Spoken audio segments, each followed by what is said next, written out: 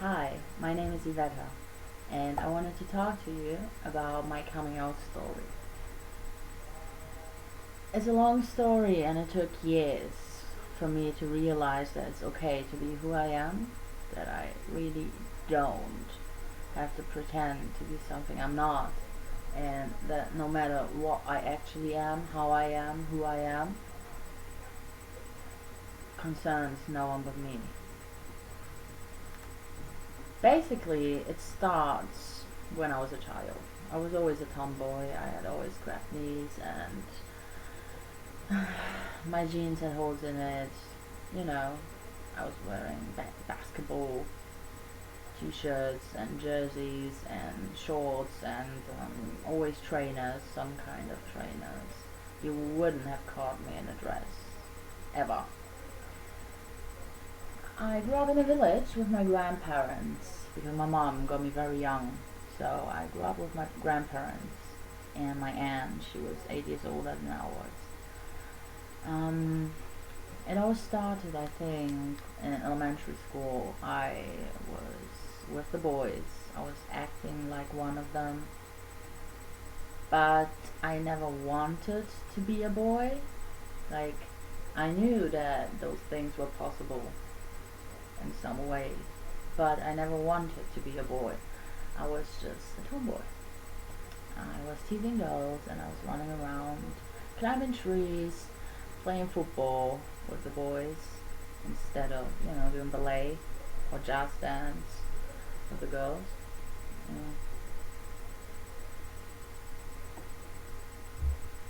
When I was 12, I started to realize that my best friends, I always had like this one girl best friend, and I realized that my best friends, yeah, even when they changed every couple of years, the pattern stayed. I felt obsessed with them. I didn't like it when they had other friends. I got excited when I was going to meet them.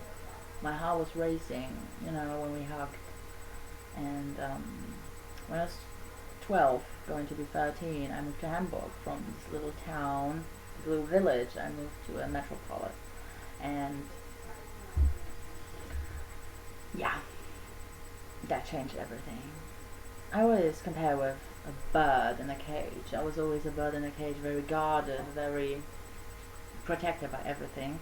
And then suddenly I was in this massive city, and my mother was working two jobs. My stepfather was gone all day too, working, and I was this little birdie. Someone opened the cage, and I just fell because I couldn't fly yet. So I found my new best friend in my new school, in my new city, and she taught me absolutely everything I had missed out on. She taught me how to lie. She taught me how to dress. She taught me how to put makeup on. She taught me absolutely everything. And I very quickly realized that we were getting so close that my feelings for her were different than for any other friends I had. Um, and it was okay for me. I knew, okay, I'm in love with her. That's okay. And it was. I told her. Of course, we didn't end up together because she's gay. I told her, but she was fine with it. She was actually very lovely. She said that no matter how hard it's going to be, we can still be best friends, and it won't change anything. And it didn't. It actually didn't. She was really great. And you have to remember, we were still young. We were 12 years old. She could have just as well been freaking out. So I started to become a slut. Basically, I was trying to find the boy that would make my heart race just as much. And I was looking.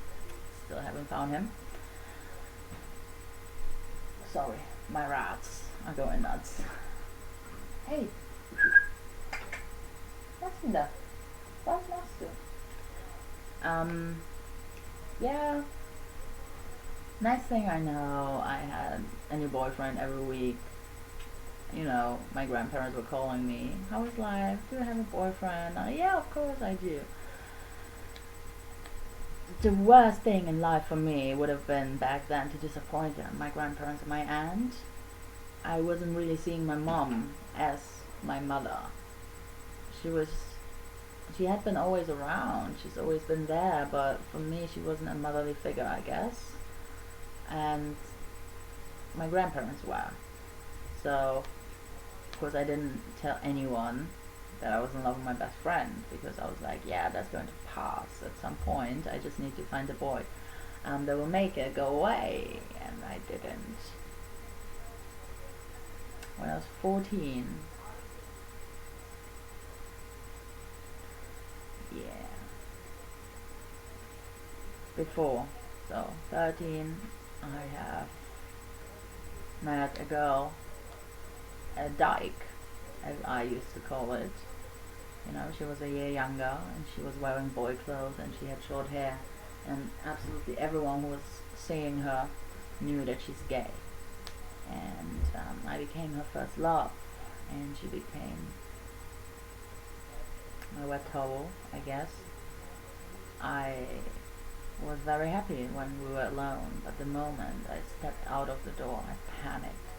I couldn't think of being seen with her. I was so scared. I knew that if people saw me with her, they would knew that I am gay, which I wasn't. I was convinced I'm not gay.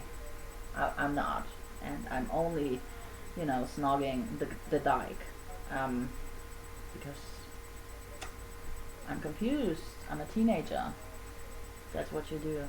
It got really bad. It got bad to the point of me actually like bullying her.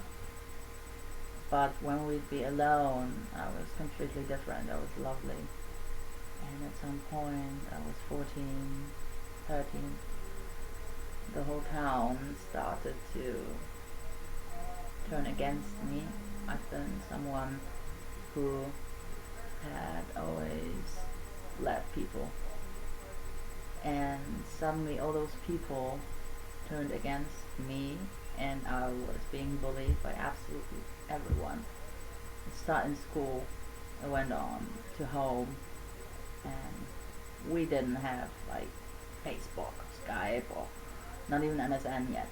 So that didn't happen, but text messages and phone calls, and my life was over. And they were writing at the station with markers that I'm a dyke, I'm a slut, that someone has videos of me having sex with 3 different boys, which wasn't true. Like, I had never had sex with 3 boys at once, and I had a video camera pointed at me doing it, and there weren't any, like, you know, video phones yet, so, but my life was over, and I do have borderline personality disorder, so it was the beginning, a very hard time for me. I had no idea how to deal with all of this, and I was terrified that my family would find out all of it, so tried to kill myself. I won't go much into that. I had stayed at intensive care for about 2 weeks. They had reanimated me, they had pumped out my stomach, and after that I was brought to a children's psych ward. It was actually a whole hospital for youth. I stayed there on and off for about a year, I think, and it didn't help much. And when I got back, the town was still hating me, but only one person was waiting on my doorsteps for me, and that was the dyke girl. And it just broke my heart, all of it, and I had apologized for everything I've done. But I couldn't be who she needed me to be at that point.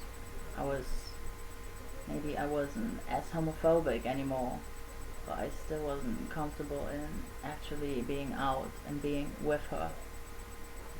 And I had my mental state that was just exploding from all sides, and I was a wreck. I was so impulsive and so aggressive, and these aggressions I felt, they were more not against people, they were against me.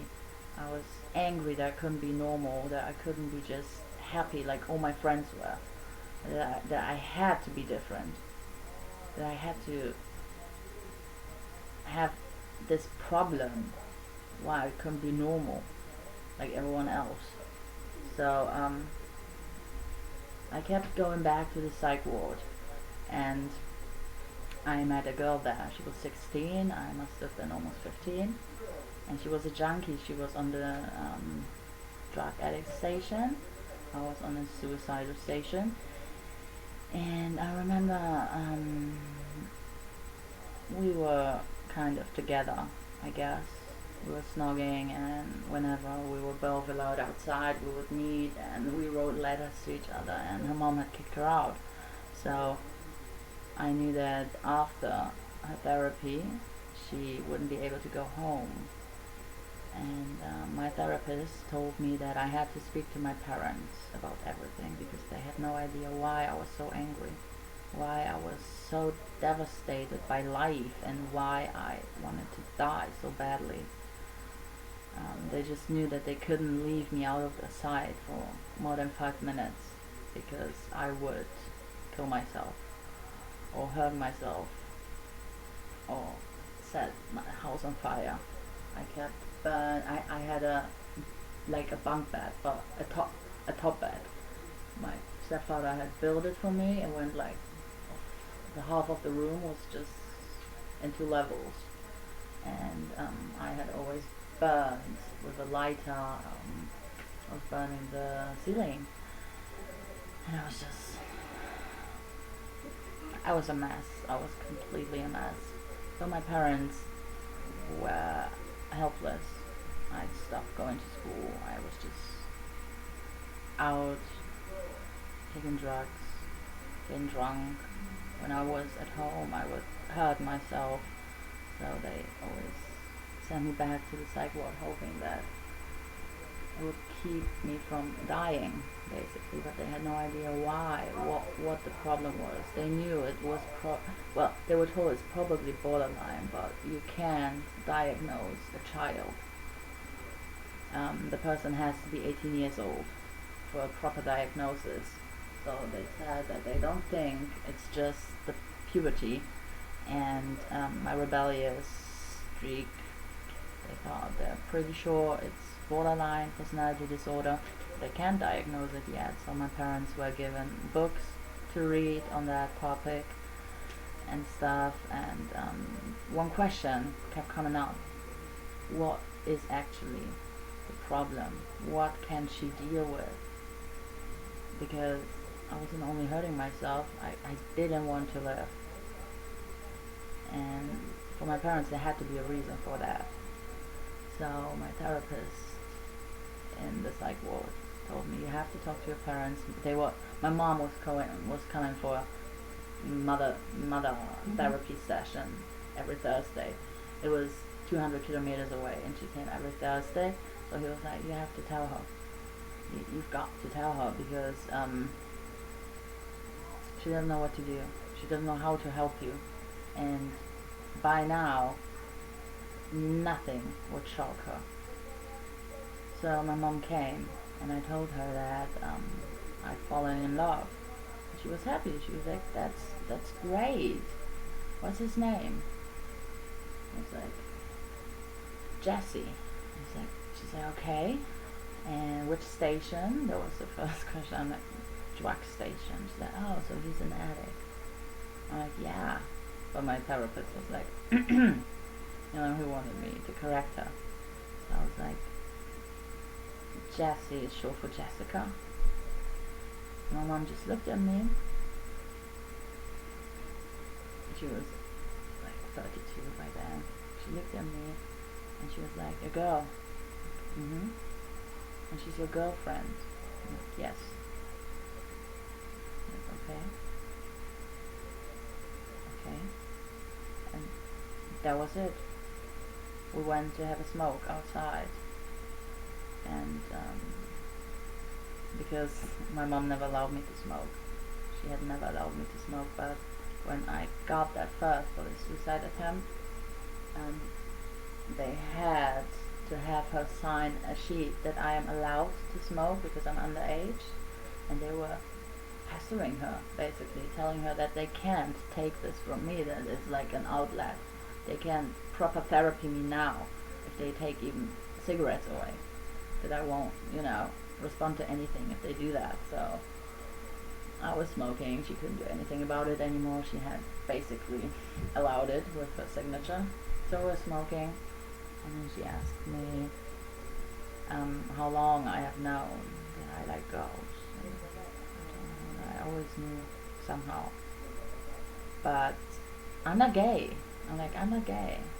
If anything, I'm bi. And she's like, that's okay too. You can be whatever you want to be, whatever you are.